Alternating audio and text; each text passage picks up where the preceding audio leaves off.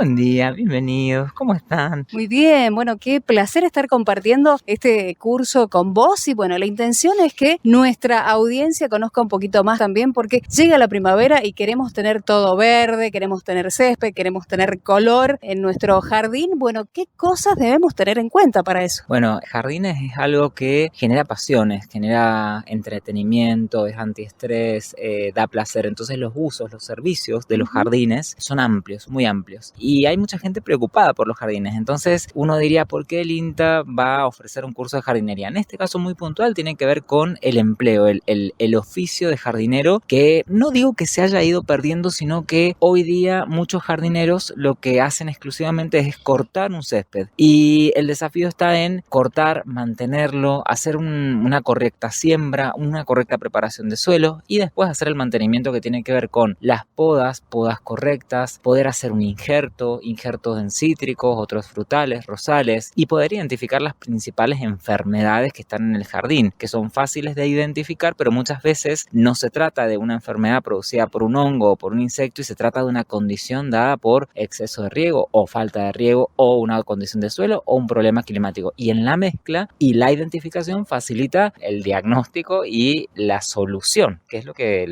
los tips, los consejos que desarrollamos en este curso. Bueno, Rodrigo, vamos por la preparación de suelo. ¿Qué cosas debemos tener en cuenta? Bien, muchas veces yo siempre digo, un césped es un pasto bien mantenido, pero ese pasto bien mantenido nace en un suelo que tiene que estar muy bien preparado, movido, mullido, tiene que estar nivelado. Cuando no tenemos un suelo que no requiere nivelación, cuando tenemos un sistema de riego que nos permite mejorar la distribución de agua, pero si no lo tenemos, tiene que estar necesariamente nivelado. En ese aspecto empezamos por mover el suelo y movemos unos 10 centímetros si el suelo tiene condiciones normales. Y ayer veíamos que habían personas que tenían salinidad, que tenían a lo mejor problemas de drenaje, que tenían un suelo malo. Y en esos casos, mover el suelo, lavarlo, es muy difícil y lo que conviene es hacer un relleno. Pero son casos extremos que igual también implican un alto costo. Entonces empezamos por mover 10 centímetros de suelo con pala, roturar, sacar piedras, sacar cascotes, sacar malezas. Y luego vamos a seguir con lo que sea un rastrillado, que ya ahí empiezo a que el rastrillo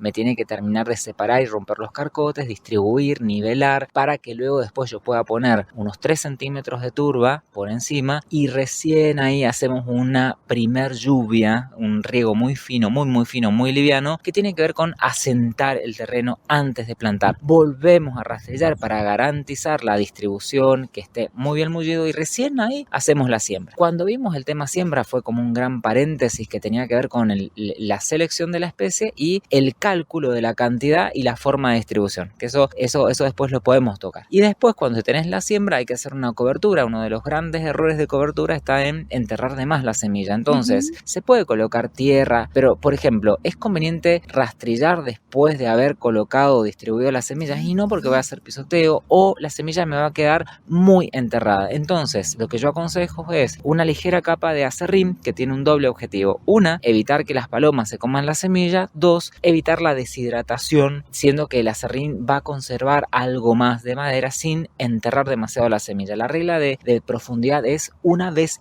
el diámetro de la semilla, de modo tal que al ser semillas tan pequeñas es muy fácil que queden muy profundas y no después tengamos un problema de emergencia. Entonces ahí el consejo está en colocar una ligera capa de acerrín. Luego de que ya está eso listo, vienen los riegos. Se puede hacer una fertilización previa, que yo siempre digo que sea con un fertilizante fosforado, no con un nitrogenado. La fertilización también tiene que ver con el que antes de poner la siembra, yo voy a poner un fósforo para garantizar un buen crecimiento de la raíz que va a ser la futura planta. Y después las claves están en evitar los pájaros, que es muy difícil porque los pájaros, sobre todo palomas, son de difícil control. No hay una forma química, no se los puede matar. Entonces ahuyentarlos es con ruido y o asustarlos, que se puede hacer con sistemas de tanzas, que cuando el ave trata de llegar para comer la semilla, se encuentra con la tanza, no la ve y de alguna forma al interrumpir el vuelo se asusta y no vuelve, se va. Esa es muy efectivo, pero es difícil colocar el sistema de tanza, sobre todo si tenemos perros y gatos. Y por ahí decimos, bueno, no, coloco unos pinches. Y bueno, no, los pinches para las aves no sirven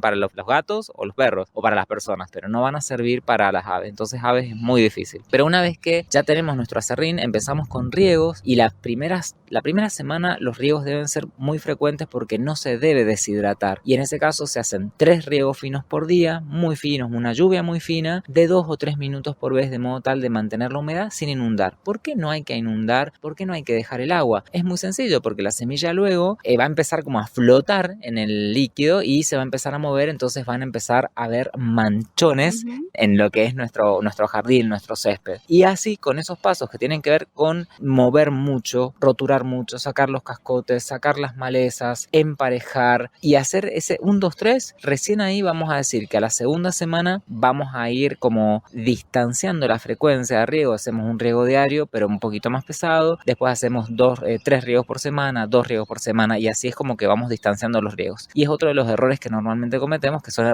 riegos extremadamente pesados. Y también vimos el tema corte, que corte, si yo corto muy muy bajo, desgasto las plantas porque toco el cuello de esa gramínea, que normalmente es una gramínea, y lo voy rompiendo. Y la otra es que después, inmediatamente después de la siembra, no debería cortar el césped en su primer corte con bordeadora, porque la bordeadora golpea y descalza la raíz, entonces es un factor de fracaso. Y la otra es no cortar por debajo de 5 centímetros, sobre todo cuando es muy muy nuevo, y tampoco cortar con un césped mojado, repito, el mismo caso, solamente cuando es nuevo, está recién plantado. ¿Por qué? Porque la raíz está muy débil, es muy chiquita, con el agua se afloja la tierra, entonces tiende a producirse un arranque o se malogra la raíz. Entonces por eso no se corta con bordeadora recién sembrado, y no se corta luego de un riego recién sembrado. Ya luego sí se puede utilizar cuando ya está asentado, afianzado, enraizado. Ya sí, después de la tercera semana podemos hacer otras prácticas. También veíamos que la calidad de la semilla es un problema, el poder germinativo es un problema, que son fallas comunes a la hora de hacer el césped. Y lo otro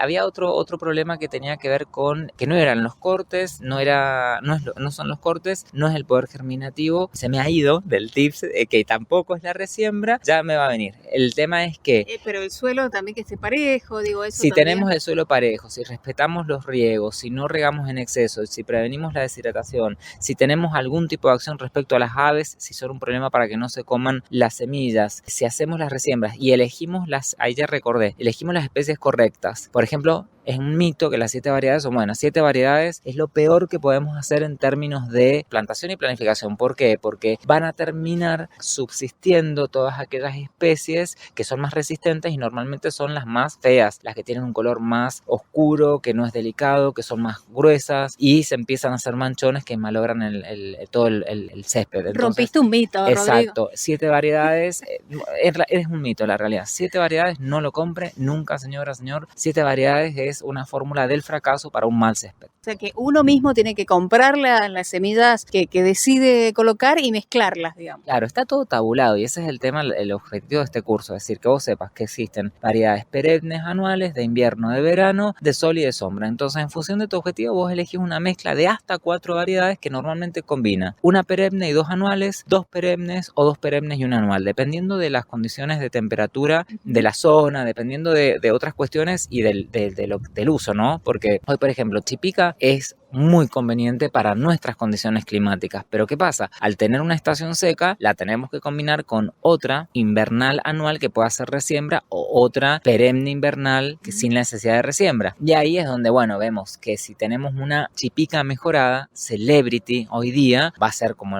muy, muy, muy caro, pero es buenísimo porque es como muy resistente a muchas condiciones. Y si no, ya nos vamos a el clásico Bermuda Grass, que es otro tipo de chipica, o hay otras que, bueno, Ryegrass, que es un Lolium, y así. Hay que elegir la variedad que uno quiere en función del uso, y recién ahí uno mismo es el que hace las mezclas siguiendo los consejos de cantidades de semillas por gramos y algunas reglas prácticas que nos llevan a un cálculo muy sencillo que facilita saber qué cantidad de semillas tengo que comprar y cómo las debería distribuir. Protagonistas del campo argentino.